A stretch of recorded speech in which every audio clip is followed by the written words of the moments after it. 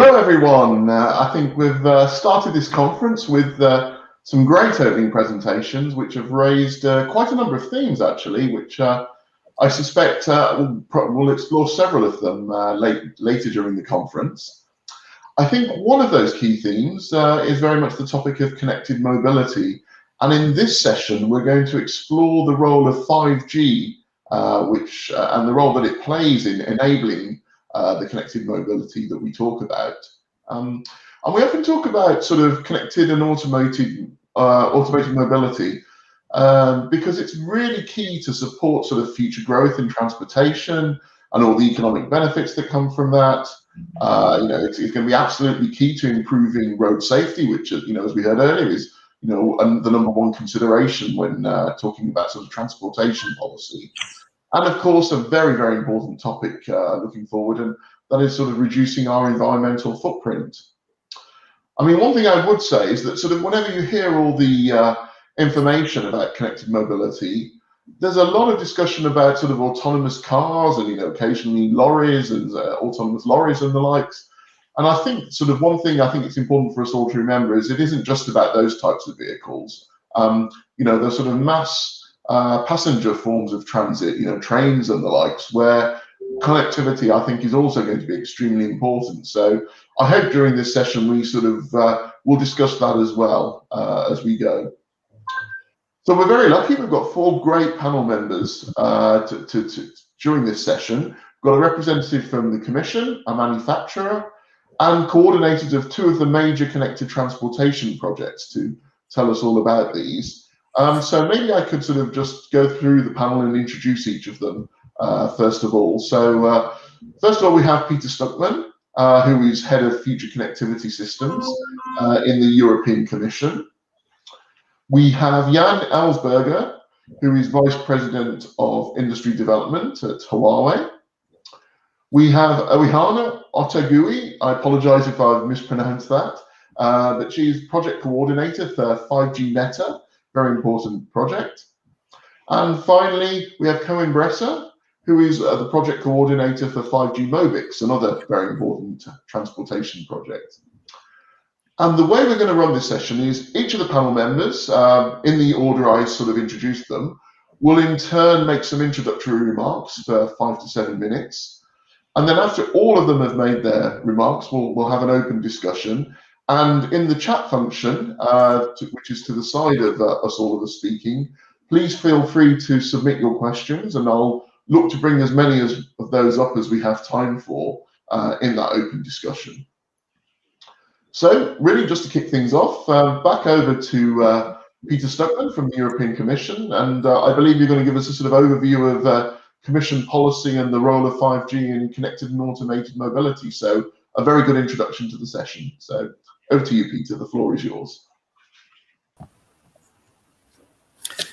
Thank you, Amit. You say back over to me because we had a panel last week on the 5G conference as well, which was also an interesting conference. So, but now really interested to focus on the transport side, and just to introduce a bit the perspective from a policymaker. As you know, I mean, as Henrik mentioned in the morning, when we look into the investments now to be done, also in the context of recovery, 2 things come to mind, and which are really also underlined in the Next Generation EU, is digital and green. So both have earmarked budgets, so 20% for digital, 37% for green. We call it the twin transition. So these 2 come together, and of course, when we talk about the Green Deal, as Henrik mentioned this morning, this is and also in the context of energy, of course, it's really very much on transport, because this the transport has the footprint of carbon footprint is one of the biggest ones. So these 2 are seen together, the twin transition. So now inside this transformation, digital transformation of transport, we see, of course, opportunities for connected and automated mobility. you can think about 4 main points there. One is, of course, indeed the reduction of the carbon footprint, making European roads carbon free. Of course, it's also related to electrification, but at the end of the digitalization of these systems is very much linked to the organization of this kind of electrification as well. So there are links. And of course, we know that if we have we optimize cars with artificial intelligence, higher levels of automation, they would become much more efficient and consume less energy and emit less carbon. The second point we always often call Vision Zero is about safety. So reducing the fatalities and coming to something when we would have a high penetration of automated cars that comes close to zero.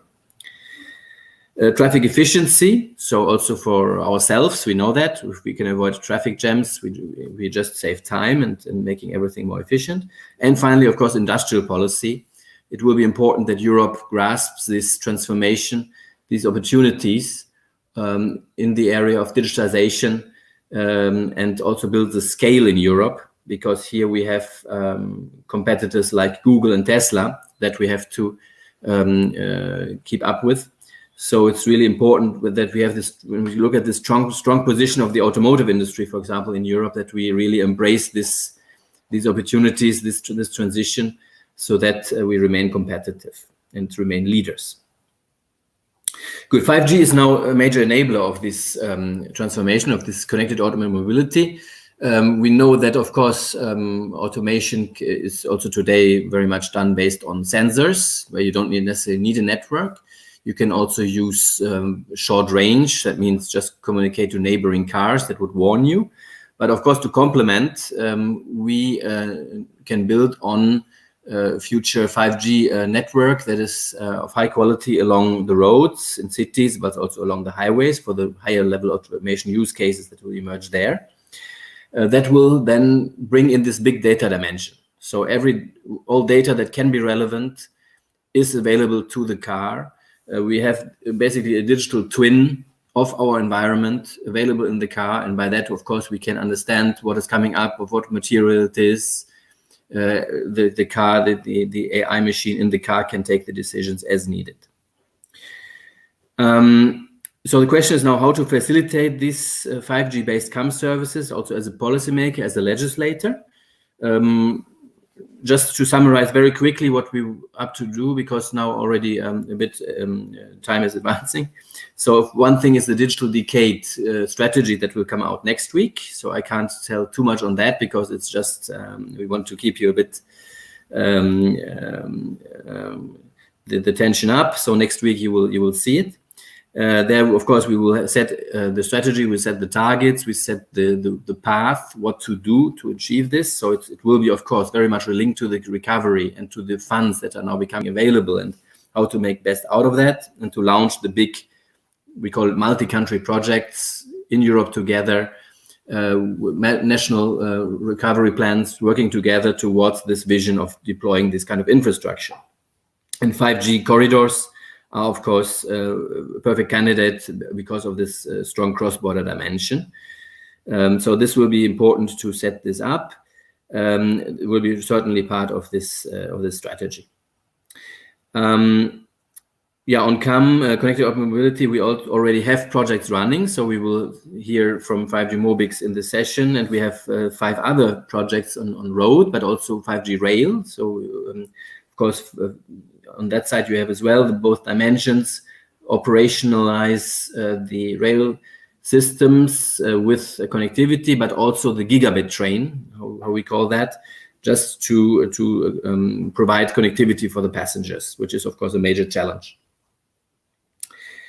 Yeah, so this is all about cooperation. We have started this Horizon 2020 projects, and we're also now preparing the programs under the Connecting Europe facility, but also the recovery plans that are now coming up as funding opportunities. And there we have to be ready with the different stakeholders, telecom, automotive, road operators, public authorities, service providers, and so on, to come up with these real deployment projects very soon. So there we made a good progress. We have this strategic deployment agenda that is published. You can find that on the web, where you explain a bit the common vision and you see what kind of cooperation we envisage there. On the regulatory side, we also have the ITS review coming up. That's, of course, the colleagues from DG Move in charge. We're working closely with them and also looking forward to that, to enable the framework for the development of these ITS services. And then finally, data governance is, of course, important. The Data Act is coming up this year, where we try to have a fair system of data sharing. Okay, I already over time, I think. So back to Amit and the other panelists. Great, thank you very much, Peter. A very good introductory presentation. So thank you very much for that. I think we'll go straight over to our next presenter. So back over to Jan from Huawei. Yes, thank you very much. So a pleasure being here in this panel debate. Looking forward to the discussion. Before sort of raising the points from my side that I would like to address today, just to briefly update you on what Huawei is doing in the transportation sector. I mean, in Europe, we are mostly well known as a provider of wireless infrastructure, 4G and 5G, and also mobile handsets, of course. But in the transportation sector, we are quite well engaged as well. We are providing electrical vehicle platform to the vehicle manufacturers, and also the autonomous driving platform with sensors and everything. So we are a supplier to the vehicle OEMs. We also active with next generation ITS systems, so smart roads basically, where you provide a lot of sensors along the roadside, and using AI you can identify and predict certain traffic conditions and traffic situations that you need to act upon. And we have a showcase session later today where we'll go through a little bit more in detail what we do. But for the subject of the discussion in this panel, and linking back a little bit to what Peter said, I think I have a few topics related to how we can speed up CCAM deployment in Europe that I would like to address. And first of all, what I miss a little bit in the discussion and in the activities is how to enable a stronger cooperation across all the stakeholders on this digital platform that needs to be provided along the roadside. It's not only about 5G connectivity and a 5G radio access network. We also need sort of a distributed or AI-enabled edge cloud that can support the different types of services that will be provided to the vehicles. So basically, if we look not too far into the future, the evolution of the vehicle architecture will sort of assume that you will execute certain vehicle functions in the cloud. So that will of course require connectivity, but also edge cloud capabilities. We also have infotainment services offered to the passengers in the vehicles. And in some cases, such infotainment services will benefit, and in some cases also require some execution or computation in the cloud, like cloud VR, etc. Then we have as mentioned, the ITS and road safety and traffic management related services that require AI capabilities along the road to use sensor information and detect and act upon certain traffic situations, and sort of give instructions to the vehicles, speed, what lane to select, distance to the vehicle in front, etc. So there's a lot of different use cases of that.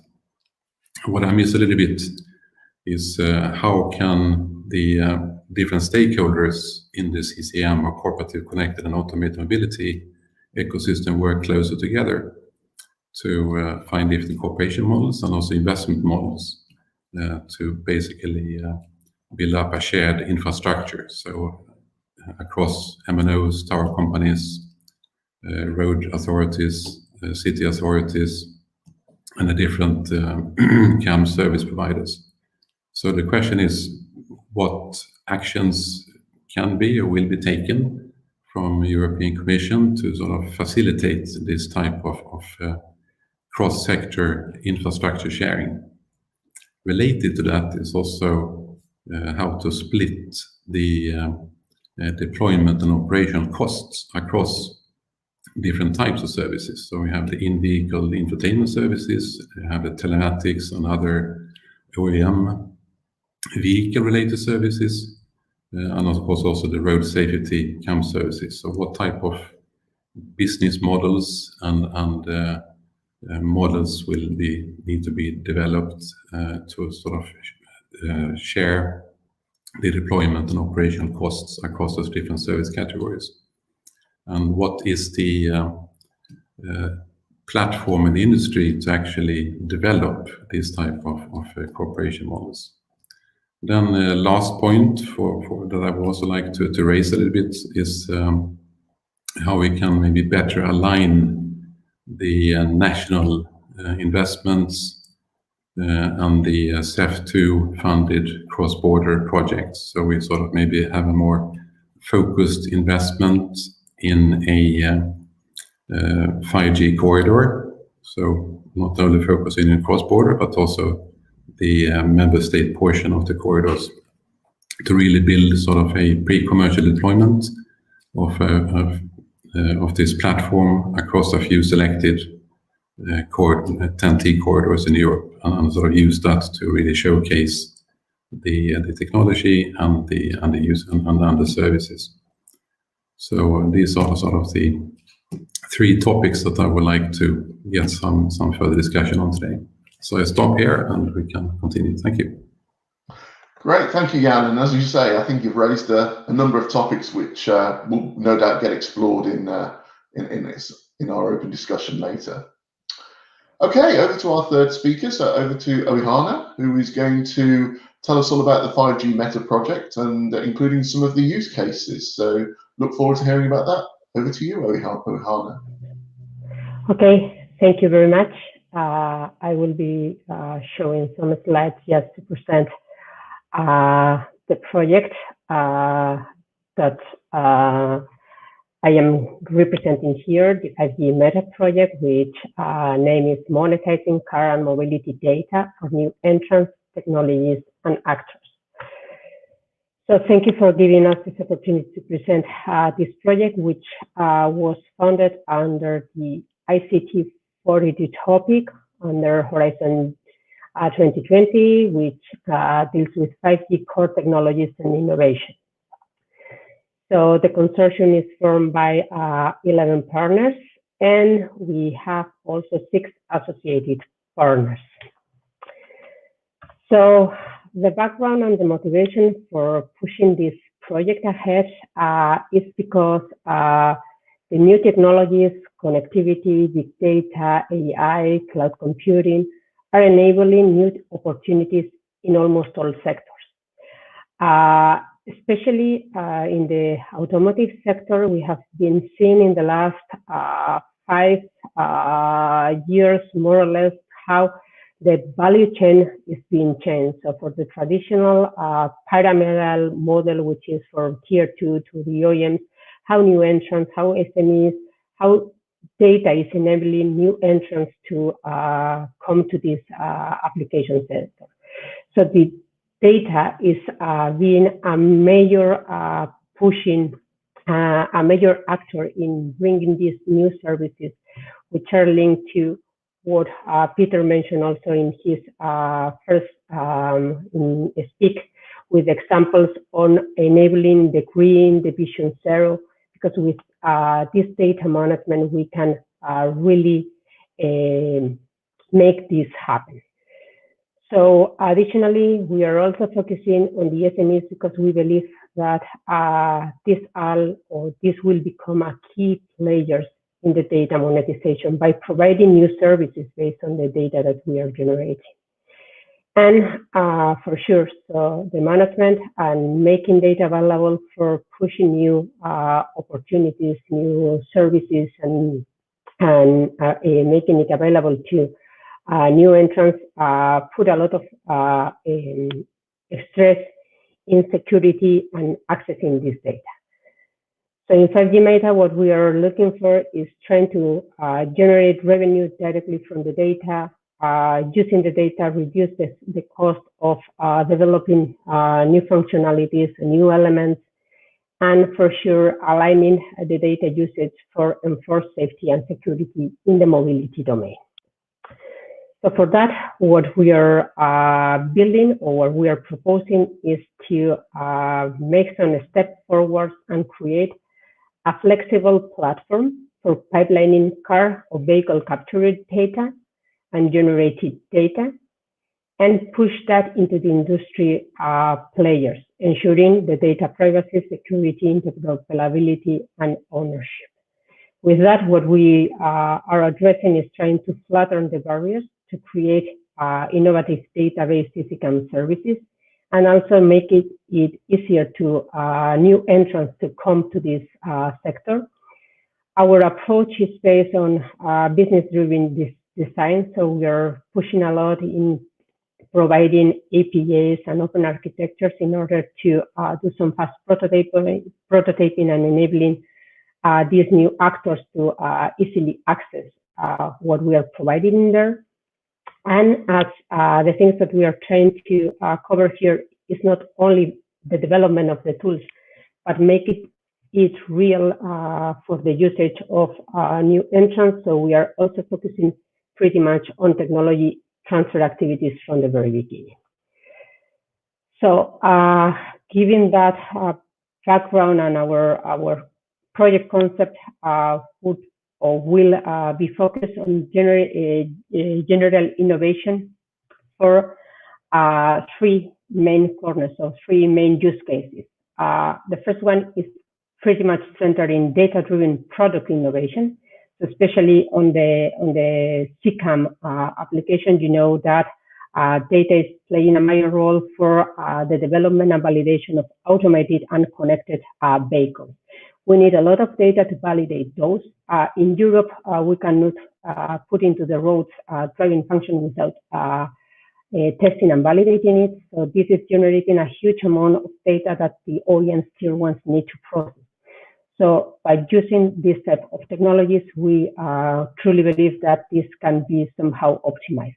The second pillar is data-driven process innovation, so providing mobility services and customer process innovation in the way for providing new services to somehow enhance the mobility applications and the mobility management at all. The third one is more focused on the data-driven business model innovation in Spanish, which is pretty much focused on value model innovation and the monetization of the model itself. So in this sense, and for each pillar, what we need is somehow to deal with different types of data that are generated at different levels. So the 5G platform that we're proposing in here needs to exercise how with different types of data generation and services. So from the, let's say, micro to the macro side. So we are pretty much focused on trying to generate these different data flows and make them efficient. So for that, what we are proposing is somehow to deal with an open platform, which has two main pillars. The first one is how we need to manage the network, the connectivity, in order to ensure the requirements and specifications of the use cases that we are going to deploy in these three pillars that I have just presented. And the second one is the service provision. It's not just about connectivity, it's about what we do with this data, how we pre-process this data to make it useful for the consumers. Okay, so in the methodology, what we propose is in the project we have some specific use cases that we are going to exercise in order to ensure that the platform covers all the requirements for the three pillars. But we are also organizing a lot of hackathons and test fests with say high-tech SMEs, new entrants, and people who want to somehow enter this type of domain and provide services in order to use our platform and to see how can they build their services upon our data. Basically, and for finalizing, giving a brief overview on the type of use cases that we are targeting in our 5GMETA project is first of all, covering the first pillar, which is data-driven product innovation. It's about R&D life training loop, focusing on the development and validation of automated driving functions. The second one is more on data-driven process innovation, which the use case is network parking in order to reduce or to optimize the parking and the mobility in cities. And the third one is about driving safety and awareness, which is about general mobility management in order to ensure the safety and security of the mobility. And with that, I would like to finalize and thank you for giving us this opportunity to present the 5GMETA project. Thank you very much. Great, thank you, Oihana. That was very interesting and good to understand more about the project. Okay, over to our final panel member now to give their presentation. So this is Cohen from 5G-MOBIX, and I believe he's going to talk about obviously the 5G-MOBIX project, but also particularly the cross-border trials that are taking place. Yes, indeed. It's actually 5G-MOBIX is aimed at cross-border trials. I'll take you along with the goals and how we address the goals that have been posed. So, a short project overview. Basically, there are four main goals from the EU: sustainable growth, excellent science, societal challenges, and industrial leadership. At the time this call was opened anyway. These can be split in 7 subgroups. Well, the subgroup where ICT 18 comes from is smart, green, and integrated transport. And you can summarize ICT 18 as 5G for CCAM. Within ICT 18, there are 3 major projects, of which 5G-MOBIX is the largest. And the goal is to qualify 5G as a core connectivity infrastructure for CCAM, and not only for technology, but also business. And the aim is to support the higher automation levels of cars, being level 4 and 5. Well, you can't buy any 5 at the moment, so we focus on 4. We want to demonstrate this to ensure that we have innovative business models, because these business models open the door to private investments, which are necessary to actually deploy 5G and CCAM in the EU. And it offers an opportunity for broader digitization. Underlining this is a strategy to have all the major transport paths covered by 5G in 2035. And if you look at those transport paths, you automatically get cross-border. So what do we do about that? Well, it's an EU-funded innovation action. Discussed that it's running from November 2018 until July 2020, although it may happen that it will be extended given the COVID situation. The size of the project, we have 50 partners from 11 countries in Europe, but also 10 non-funded partners from China and South Korea. And looking at the objectives of 5G-MOBIX, you can basically split it in 2. So one is to accelerate the deployment of 5G in cross-border areas, and the other is to define deployment scenarios and recommendations in this cross-border content. The first one is ensuring that you can actually have the technology and that we can qualify it so that we have proof that 5G actually can deliver on the promises. And the other one is to ensure that we know what to do to actually realize 5G at the cross-border location. For that, we need to execute trials. The trials can be split in 2 types. We have cross-border corridors, one EU corridor, which is Spain-Portugal, and we have an actual hard border in which you won't be able to pass unless you stop and show your visa, which is between Turkey and Greece. To complement that, because we can't do everything in the cross-border sites, we have a number of national trials, 4 in the EU and 2 in either China or Korea. To perform the trials, we have slightly under 20. We have 29 5G G-Node-B, so that's actually a serious number of new technology that's being deployed. We use an NSA architecture. The choice there was NSA means a combination of what's available and 5G technology. because there's no other option.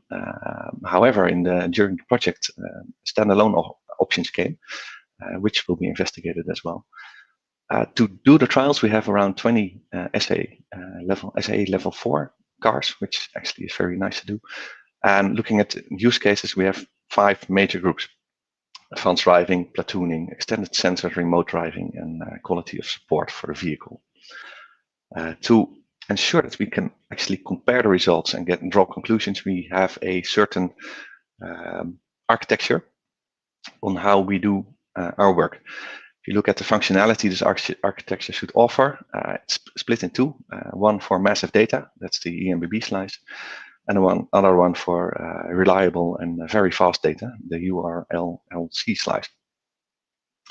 And you have this in 2 countries. Basically, you can simulate a country by making 2 networks, but we actually have cross-border corridors as well.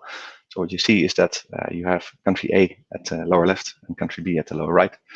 And you need to make some combinations there, which is very interesting because you have different organizations, you have different strategies, you have different technologies potentially. So that makes it quite interesting to make this combination. So you can have a view on where do we actually trial what.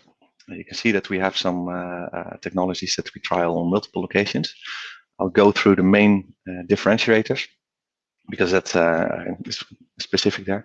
For example, in the Spanish-Portuguese corridor, we have edge computing, but we do it in 2 countries. So we have the need for a connection between MECs, MEC interconnect, which is not happening anywhere else in the project. In France, we have a multi-SIM modem for increased reliability and to prevent a cross-border handover latency. Basically, what you can do is if you drive through if you have a SIM from one country and a SIM from another country, you can have a very smooth handover, or at least a service that is smoothly handed over. And we have an interesting part of satellites, because not at all locations in the cross-border situation you have 5G coverage, so potentially that can help as well. In the Netherlands, we do standalone network slicing, which is quite new technology, very promising as well. Service continuity with the multiple edges. There we can simulate what we won't be able to do in the CBCs. How to handle multiple edges, localization. In Finland, also numerous technologies. In total, we have over 30 5G features and technologies and solutions, and the different test sites offer different options on how to evaluate that. We also have a planning on this. It's the 5G trial planning. We have a view from the CCAM point as well. The short summary of this is that starting March until March 2022, we will do a lot of trials. On the left, you see the different trial sites and cross-border corridors. And on the right, you see the dates on which we will be active. We have numerous demos planned as well. Those are the green marks. So exciting times are coming up. And such an amount of work we need to do with an amount of partners. I already mentioned the 50 partners. Well, this is the list of the actual partners. And they're working very hard to deliver on the promises that we made to the Commission. Thank you. That's great. That was a great introduction over to the whole 5G-MOBIX program, and very interesting to see all the different things you've been doing in the different countries as well. And I think we'll come on to discuss some of that a little bit later. That's hard to summarize the work in 7 minutes. No, indeed. And thank you to all of you for keeping those presentations to time. So that's great. It means we can get more of the questions in from the audience. So if I could start with a question of my own, maybe for all of you. I mean, one thing that sort of I think about, and I work in 5G a lot, one thing I think about is how critical is 5G for all of these applications versus just generally having mobile connectivity.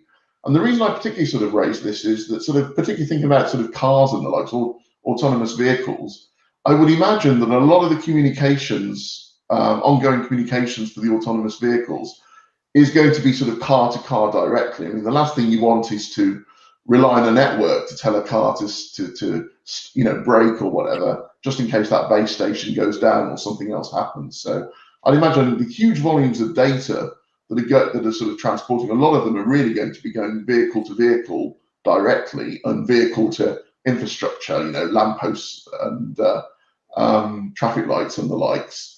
And really where the mobile network comes in is the kind of the sort of status monitoring data. So it might be sort of, you know, location reporting, it might be what's happening with the car, the engine, if there's problems, that kind of thing. But relatively, probably I would say relatively low volume data. And sort of what typically generates sort of high volumes of data on mobile networks is video feeds. So I almost sort of wondered, is the big application for 5G actually for the passengers? Because, you know, if you've got the driver no longer need, you know, at some point will no longer need to drive, so they'll have nothing to do other than be entertained. So is it actually really for the driver, for the entertainment side and, you know, information and so on, rather than actually for the sort of, if you like, the sort of actually core task of controlling the traffic? So maybe each of you could go in turn and maybe tell me if you do agree, or you think there is something specific about 5G that is absolutely critical to this, other than the sort of entertainment passenger side. Would anybody like to go first? No? I can comment if you want. Please. Well, basically what you state is the data that is being transported is dependent on the type of use case you have. So for example, if you have HD maps, the data is huge. You can't transport all the HD maps data of all Europe to one car in a cell. It's plainly impossible. But you need the data to be able to drive across the road there. So there's a specific need to have this broadband connection at certain points. Yes, indeed, you can wait. It's not really reliable. It should be reliable because you need it, but you can plan it. And anything that you can plan, you can place backwards. But there's a different type of data, and a very interesting use case is called automated intersection management. I don't know if you know it, but there's been a very nice video a while ago, simulated video of a city looking at a street in where all the cars go like this, and the first time you see it, your heart goes, you have instant stress. But if you want to do that, you have, say, 50 cars going towards an intersection. This intersection, those 50 cars can't handle on their own how to cross that intersection if you want to have it automated. So that means you need to have an agreement. The amount of possibilities of that car is the faculty of 50, which you can't put in a calculator. So to be able to do that, you need very reliable communication. This is a very interesting one. Another one is remote driving, for example. It can't happen that if you remote drive your car, your screen goes blank. You have a massive security issue there. So it's very dependent on the type of use case. And the platooning, sorry, remote driving is an interesting one because you have data, you have a very large distance, and you need the reliability. But even then, you can split the data in what needs to be very reliable and what can be planned.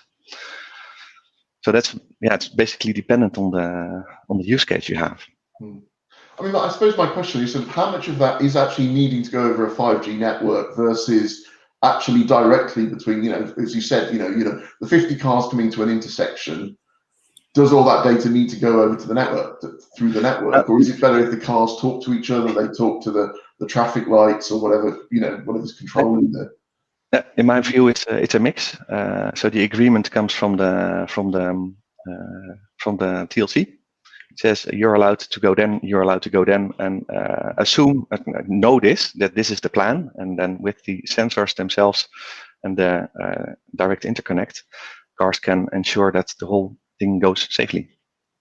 Looking at the remote driving use case, well, the long distance, you need 5G. 4G can't deliver on either the reliability or the latency. For the So there you need it. Okay, thank you. Jan, do you want to say anything on this topic? No, I think I fully concur with what Cohen said. I mean, that is fully aligned with my view and understanding of this as well. I mean, it depends very much on the use cases, and remote driving is definitely one use cases where you need 5G. Also, I mean, when it comes to direct vehicle-to-vehicle communication, I wouldn't sort of assume that this is the interface where you will exchange most data. I think most vehicle manufacturers would like to do the processing of their data backend before they share it with other vehicles. So that will also require a network connection over 5G. I mean, that to be honest, alarms me a little bit, because, you know, I have this idea of being in a car and for whatever reasons, the connectivity going down. And if it's really reliant on the network for my safety, it gives me a lot of concern. Yeah, of course. I mean, of course, the vehicle needs to be able to operate without the network connection. But that was not sort of the case here. I mean, the case was that you share maybe some data between the vehicles directly. And you said that that amount of data will be very large. So basically implying that you would share raw sensor data between the vehicles. I don't believe that is going to happen. Okay. Oh, Hannah, I mean, you talked a lot about sort of uses of the volumes of data. Maybe you have any thoughts on this at all? Yeah, so I agree with what has been said until the moment. So I think that is very dependent on the use case. From my point of view, what 5G enables is a next type of use cases that we perhaps 4G we are not able to carry out. So the thing is, as you mentioned, so the vehicle needs to be safe on its own. But enabling this low latency data that come from the infrastructure or other vehicles can enhance all the perception of the vehicle and can somehow give a situational awareness to the vehicle beyond its own sensor, which makes it more easier for doing or building a connected cooperative automated driving. The use of 5G, so we have 3 different use cases, because we believe that with the data, independent data that we can get from the vehicle, and this is basically due to the 5G possibilities of having a huge bandwidth for extracting this data. So it's true, we have 3 different use cases, and in each one we somehow require different type of data. So perhaps some of the use cases might be or might be also running with a 4G or other type of connectivity, but some of them not. So for example, how to enable the validation and testing of automated driving for the OEMs and tier ones to ensure that their functionalities are working correctly to develop the next generation of functions and sensors.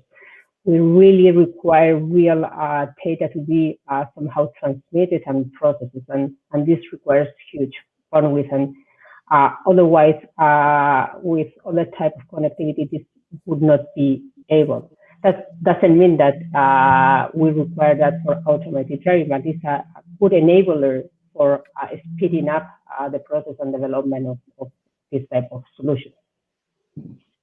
And Peter, I wonder if you could sort of comment sort of from the policy side. I mean, particularly, if we're hearing that sort of 5G is really going to be critical, and one of the issues we face, I think, with 5G is, are we going to have good 5G communications everywhere? Particularly, are we going to have it on all the roads eventually? So I don't know if you can comment on this at all. Yeah, I mean, I think it's a really valid question, of course, to think a bit, where do we need it today from today's perspective.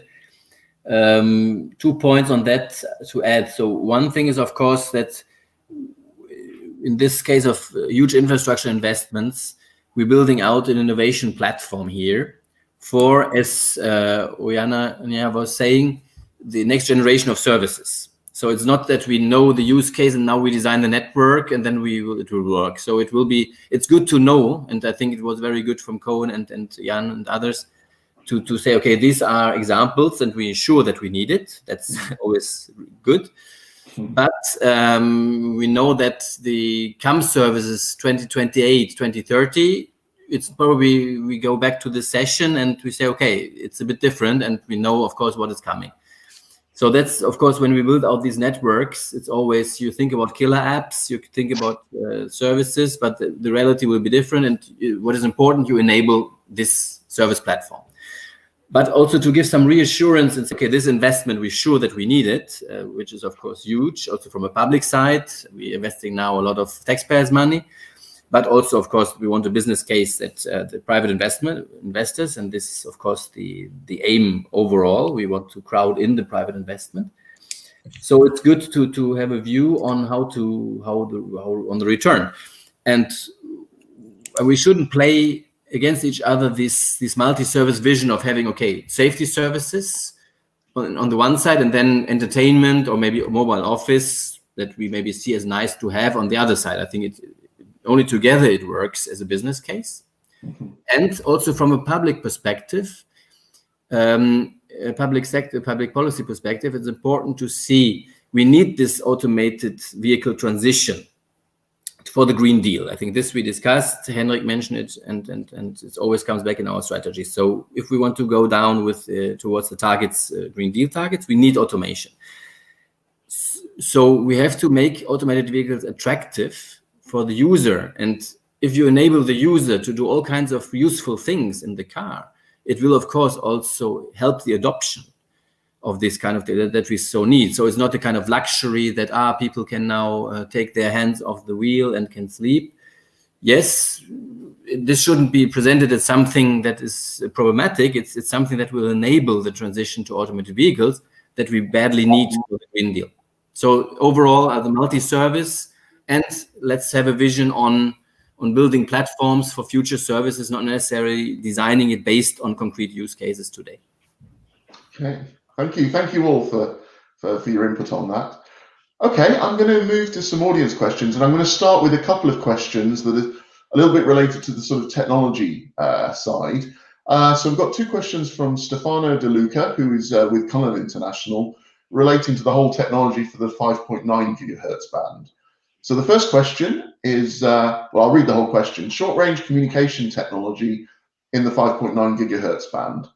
Will the European Commission issue a new delegated act choosing ITSG5 over CV2X or vice versa? And Stefano notes that the US moved to CV2X in the 5.9 gigahertz band. China put a strong emphasis in deploying connected vehicles using CV2X technology for short-range communication. So maybe, Peter, you could address that one. But just before you do, I'll raise the second related question, which is also from Stefano. So this is the European Telecommunication Standards Institute, otherwise known as ETSI, is working for a technical solution for the coexistence of ITSG5 and CV2X technologies, because at present they're not interoperable in the 5.9 gigahertz band. When do you expect ETSI to finalize such technical solution? I wonder, Jan, if maybe you're better to address that question, but anyone? No, okay. Well, if anyone else can, that's great. But maybe I'll start with you, Peter, and we'll see if anyone else can. Yes, with pleasure. So, of course, we're following this work in ETSI very closely because it's also a part of the work that we're doing in the Radio Spectrum Committee when we're updating the harmonization decisions. And so we're really very keen to see this solution coming because it's important to have legal certainty for both technologies to develop in Europe. So this is, of course, our line. No technology should be hindered. This is an unlicensed band, so they should both be able to use the band. Today, in practice, what happens that they pick preferred sub-channels. So one technology is preferred on one side and the other one is looking at another one. That's, of course, not something that we would like to see in the long term. So we would like to see a coexistent solution. We're expecting that end of the year, latest beginning of next year, to get the solution from ETSI. So this is really something that we're really looking forward to. And this then links also, of course, to the other question, where we say we have the vision that both technologies should have their place. So it's in the band, they should both be able to operate. That's for sure. We take note of the council, when was it, last year or the year before, that did not agree with the delegated act of the Commission. So any choice of a technology is, of course, something that we not do. We didn't do it last time. It's more about what is the interoperability solution that was on the table, and it was not accepted by the Council. So we can look at now in the context of the ITS directive review, and but it's not yet clear how exactly we will do it. But technology neutrality is, of course, something that we will consider in that. Great. Okay, thank you. I think very, very clear answers there. Okay, let's move on to another question. So I've got a question to Cohen this is from Meng Lu, who is the Strategic Innovation Manager with Dyneek, I think. How can the project, I guess referring to the MOBIX project, do deployment without solid development and testing? Are the technical reports available? Yeah, of course we do development and testing, because you can't trial anything if you haven't put your stuff in place to do that. So of course we do development, and we do deployment, and we do testing. We actually have done that already. So we're moving into the early trials where we validate that what we've built and that is on street, that it actually is able to deliver what we need for evaluation. So those are the early trials. So yeah, you're totally right. We can't do testing or evaluation if we didn't develop anything. So of course we did.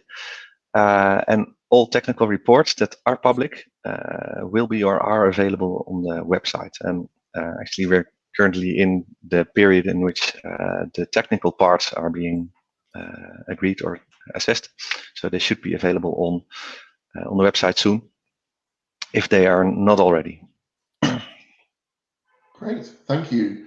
Okay, question for myself. So one thing, Cohen, you mentioned in your presentation, which I was interested in, was I think it was for France, one of the trials you're doing is in relation to involving satellite into the whole process. And one thing that struck me is it relates a little bit back to an earlier question I sort of asked and point I made, which is, are we really going to have 5G on every single road?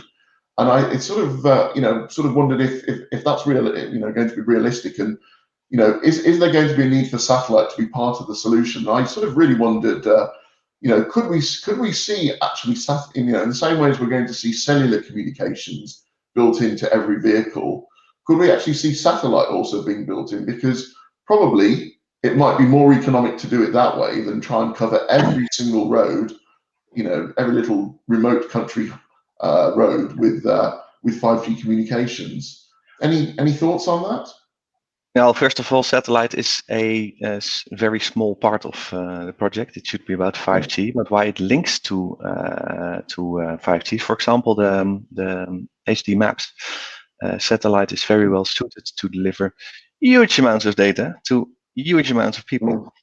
So if you could offload your 5G network with this, for example, that may help. 5G has the ambition to cover the complete planet. Well, if you want to cover the complete planet, you can't put a cell tower in the Atlantic Ocean. So that means a network of networks. So there is a role to play by satellite. Projects like Sat5G investigate that. And for us, it's a minor part to at least see how would that potentially link to cars. So that's the short view, actually. Great. Jan or Peter, would either of you like to comment on this issue? Or? I think from my point of view, I think as a complementary technology, as Cohen outlined, I think that is sort of a relevant use case. You also have to bear in mind that you cannot get satellite coverage everywhere. If you're in a city, you won't have cars in Atlantic as well, by the way. So, it's, so there are some limitations with that. Yeah, ships, automated ships. Yeah, or the cars on the ship. Yeah. Maybe one comment on the satellite part. Of course, I fully agree with Cohen's comment on this network of networks. So it's very complementary. Of course, there are some limitations when we say we want real-time accident avoidance. Then the delay we have to look at.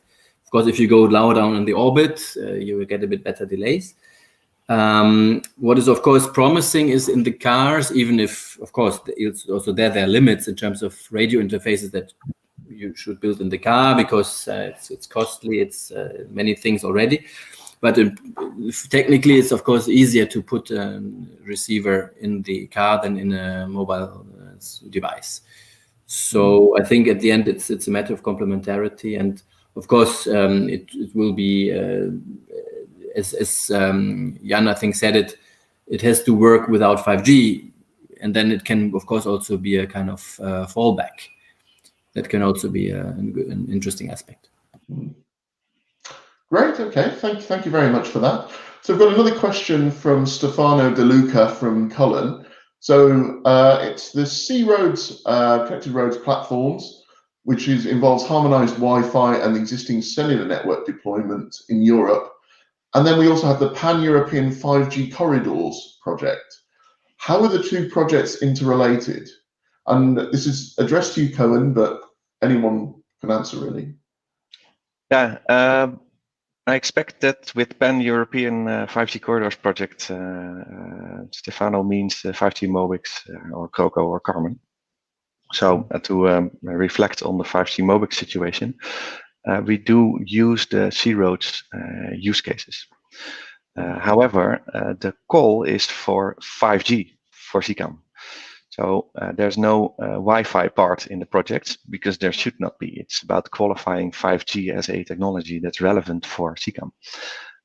So the only thing we can do is, which is very relevant to do, is to look at the C-Roads use cases, because the amount of work that C-Roads did in harmonizing these use cases is huge and very useful.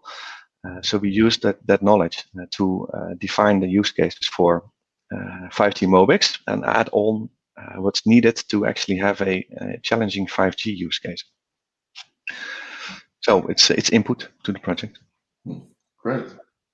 Okay, just a reminder to the audience, we've got about sort of 10 minutes left for questions. So if you have any more questions that you'd like answered by the panel, please do put them in now, sort of speak now, or forever hold your peace in terms of this particular session. So do submit those. In the meantime, I'll raise one of those audience questions. So we have a question from Juno Svedin, who is senior researcher with the Stockholm Resilience Centre at Stockholm University. And the specific question is there a hierarchy between what's described as key importance technology and then a sort of broader range of not so important contributions, although being nice? So I guess nice to have. So is there a hierarchy in some way between sort of key, absolutely critical technologies and nice to haves? Can anyone comment on this or answer this question?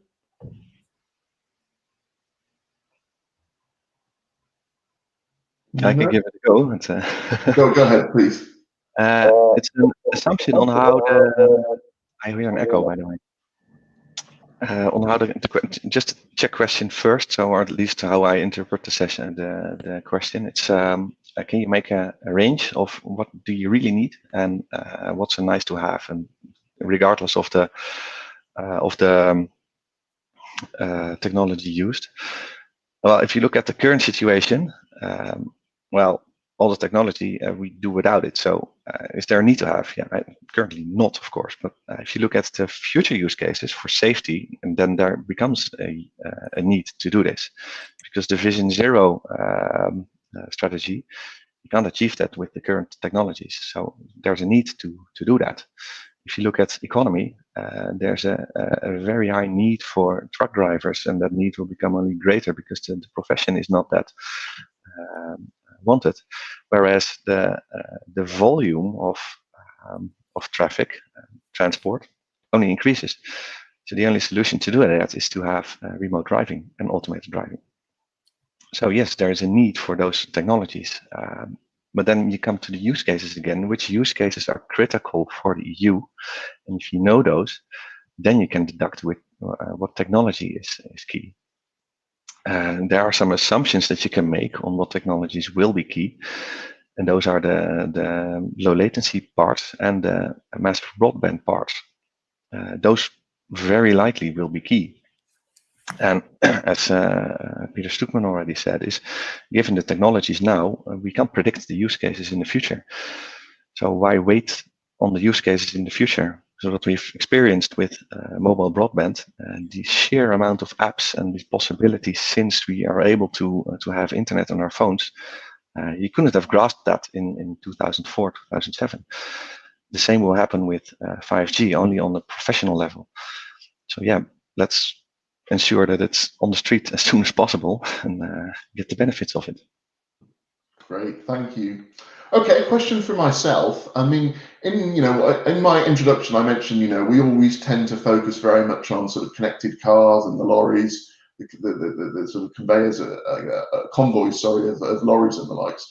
And, really wanted to talk also about sort of the mass passenger transportation methods. And Peter, I know you mentioned sort of there was a 5G rail project taking place at the moment. I wonder if you could say a little bit more about that, of what's involved there, and anything else sort of to wider sort of mass passenger transport initiatives. Yeah, the 5G rail, we also have advanced with the stakeholders to build the strategic deployment agenda that we have for road, for highways, also for rail, and we advance with the rail community. And indeed, there are these two dimensions. On the one hand, the rail operators want a system to operate their network, their rail network, which is, GSM-R today for railways. And there's the version that is 5G based, FRMCS, Future Rail Mobile Communication System. And this as such is already 5G based. So this is an interesting case to look at, but we of course have ambitions here if we want to deploy this widespread, and it's of course expensive, to have the same thinking as in on the highways, to say we want to connect it and have synergies with the deployment of what we call the gigabit train network. So this is the ambition, for example, from Deutsche Bahn. They say, okay, we have the vision to connect our trains with at least 1 gigabit. One train is you can cover it through a small village, crossing at the antennas through these corridors. So of course 1 gigabit is not still more than what we know today when we use trains, but it's I think quite realistic to assume that this will be needed. So then you can think about deploying the network, either using network slicing, a bit like what was said before. This what is key, what is not key. So you have the prioritization that you can, of course, do with specialized services over 5G. For example, safety, of course, is highest priority. And this you can do for the rail side in principle, but the first step would probably be to deploy a common network, at least, where maybe every second mast, one is a bit denser than the other because the frequencies are a bit different for this FRMCS, the rail system, and if you think about the 3.6 gigahertz network, for example, to have higher speeds at trains, then you would have a grid. Every third station is then needed for GSM for the rail operations. So then you can have a business case where you enable this wide rollout. So this similar thinking, and this is also something advancing, and is of course part of the program as well. So this Connecting Europe facility. So Koen mentioned, I mean, this, when we talk about deployment, we have now the validation of the technology, but now we're moving into the real deployment with much higher budgets. So we have for CEF in the order of $1 billion, but if you take the national programs, it's of course much more. In principle, hopefully, we'll see what's coming in the plans from the member states. And there you can, of course, have to prepare now what is the deployment concept. And we have both now approaching this concept for the highways, but also for the railways. And waterways, of course, also relevant. Great, thank you. Thank you for such a comprehensive answer. Perfect. Okay, we've got a question from Stephanie Rico, who is the Spectrum Requests Analyst at the IFT, the regulator in Mexico. And the question she raises is, what frequency bands will be used for all of this? So I guess an awful lot, but I guess maybe if we highlight some main ones, would someone be willing to do that? Are you looking at for a specific answer or a generic answer? I suppose some examples. I mean, you know, I think we've talked about some of them anyway. So 5.9, and then obviously the cellular bands, maybe. Yeah, it's from 5G-MOBIX point of view. We use commercial networks and trial networks. So universities have their own licenses in trial bands. In Germany, we have the N1 and the N78, but there's a mix between bands. So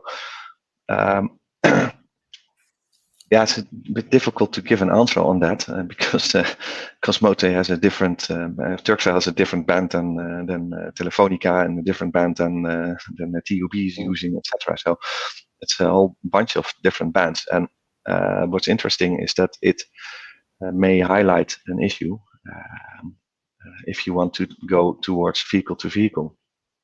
But if you want to have reliability in your trials, you'd better use an agreed band for your trials, and that's what we do. So for the trials in Germany, for example, the N1 and the N78, in the decreased Turkish corridors, we use the commercial bands. But of course, when it goes to vehicle, massive deployment, you should go to 5.9.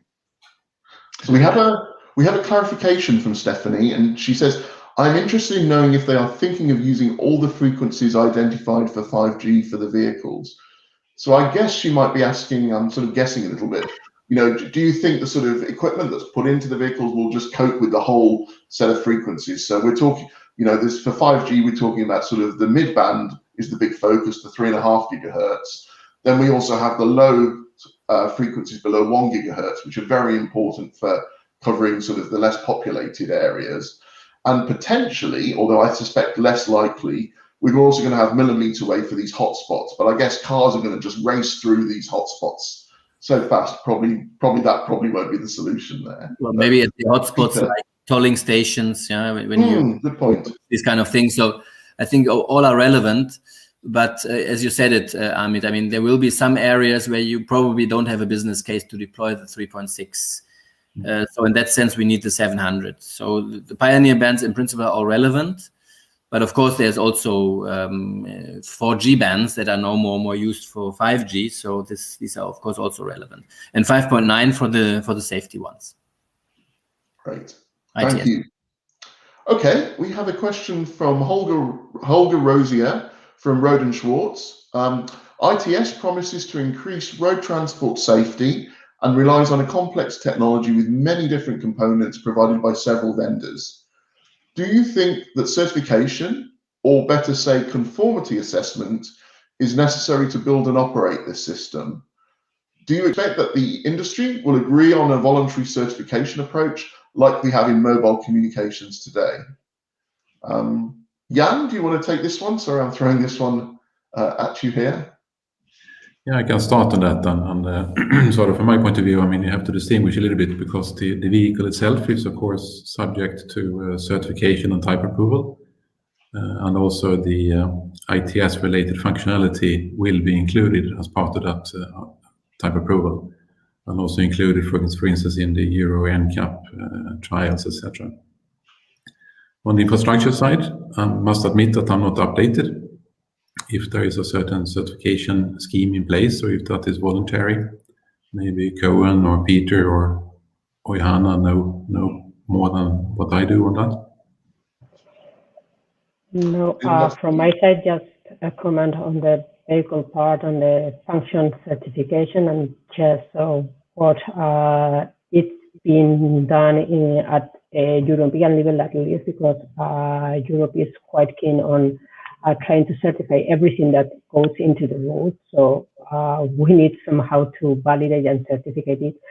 So all the sector is trying to come to a free methodology where it's going further than what Euro NCAP is doing nowadays, to include in the methodology, in the testing validation methodology, especially for highly automated driving functions, so from level 4 and onwards, including the key enabling technologies in the pipeline, because it's not only about the driving function itself, so trying to keep the lane, it's about connectivity services, cooperative systems, where positioning, communication, and cybersecurity plays a major role.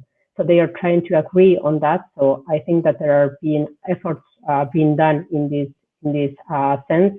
So I think that in a couple of years we are going to have a common understanding and harmonized methodology to testing and validating all this complex functionality, including all the communication, 5G, G5, and things to enable this kind of services. Great, thank you. Cohen, do you want to come in on some of sort of the business model side? But also, there's another question specifically raised at you, so maybe you could address both of these points. So the question that's come in for you is, does MOBIX use ITS G5 as the baseline for technical assessment? Does the project use 4G LTE as well as 5G new radio? Well, to start with that one as a first, the goal is to have advanced use cases. So basically looking at 5G and define use cases. So that means that we don't have a baseline for ITS G5 because those use cases are advanced and further than what's currently available. So no, we don't have that baseline. Of course, we know what happens, and it is about the technology. It's not about the use case. We use the use cases to assess the technology. Instead of that, we make a comparison between on what technology will this use case perform better. So for us, the baseline for ITS G5 is either we don't have it because the use cases are not there, and we don't need it because we assess the technology. And the other one, concerning the business case, what you currently see is that in cross-border situations, apparently there's no business case to ensure a full handover. But that won't fly with safety and CCAM. If you have a handover in the way that it's currently being done with 4G or 3G or 2G, you have serious issues. So one of the things that we need to fix is to ensure that we have this full-fledged coverage and service continuity. And one of the parts that we try to do is identify what is needed to actually deploy 5G for the use cases of 5G-MOBIX in cross-border situations. And the study actually is very interesting because we have information on the investments that are currently being done in 5G. We have investments on automotive, we have investments on the transport infrastructure, but those are current investments.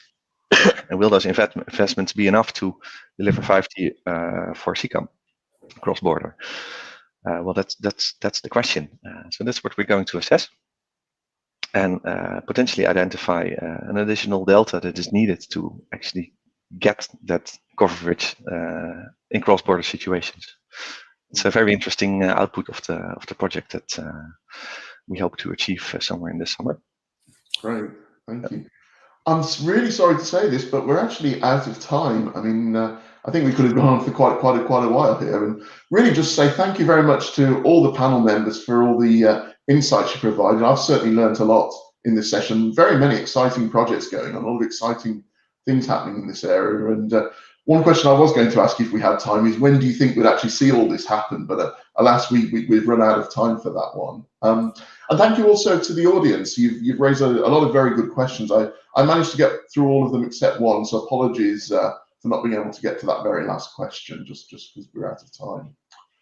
So now, after this session, we now move on to a series of showcase sessions. We've got 4 sessions running in parallel on side stages. So you need to select the sort of relevant stage on the left-hand side of the screen, which stage you like. And I'll just run through what those 4 stages are. So on stage 1, we have automation in mobility, and that's hosted by Intel. And stage 2, we have building an efficiency layer for road freight, hosted by Might. On stage 3, we have digital transformation in the transport sector, hosted by Huawei. And on stage 4, we have the environmental benefits of connected mobility, hosted by the 5G Automotive Association. So we have those 4 showcase sessions coming up straight away. So please do select which one you'd like. And I think just before that, I believe we have a short video to play. So over to the conference.